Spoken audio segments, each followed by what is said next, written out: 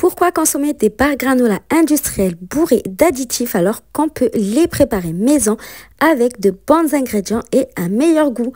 Je vous montre mes petits secrets pour des barres qui se tiennent, croquantes de l'extérieur et moelleuses à l'intérieur. Je commence par la préparation d'un sirop. Donc dans une casserole, je mets 50 g de sirop d'érable et 50 g de miel. Je porte le sirop à feu doux. Donc je commence par mélanger le sirop d'érable et le miel et ensuite j'ajoute 30 g d'huile d'avocat. Vous pouvez remplacer par l'huile neutre de votre choix. Je mets également une demi-cuillère à café de vanille en poudre et je remue bien. Si vous voulez des barres granola encore plus tendres, vous pouvez diluer 5 g de gomme arabique dans un petit peu d'eau tiède et l'ajouter au sirop. Vous n'attendez pas que votre sirop bout. Une fois qu'il est chaud, vous retirez du feu. Ensuite, dans un grand bol, je mets 200 g de flocons d'avoine, une cuillère à café de graines de chia. Je mets ensuite 100 g de dattes dénoyautées. Les dattes à joie sont très sucrées. Elles aident à réguler la tension artérielle. Vous pouvez évidemment utiliser la variété de dattes de votre choix. Vous pouvez remplacer les dattes par un fruit sec qui vous convient mieux. Vous pouvez par exemple mettre des pommes, des fraises séchées ou peu importe.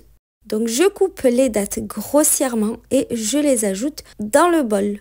Ensuite je prends 100 g de pistaches décortiquées et 100 g d'amandes entières. J'utilise évidemment des pistaches et amandes crues et non salées. Donc je tapote pour les concasser. Vous pouvez aussi y mettre des noisettes, des noix de cajou ou encore des cacahuètes si vous le souhaitez.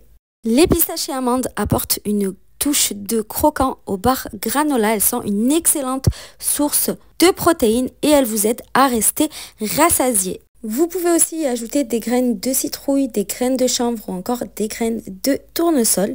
J'ajoute ensuite une petite pincée de sel. C'est des barres 100% saines qui vous donneront un gros boost d'énergie.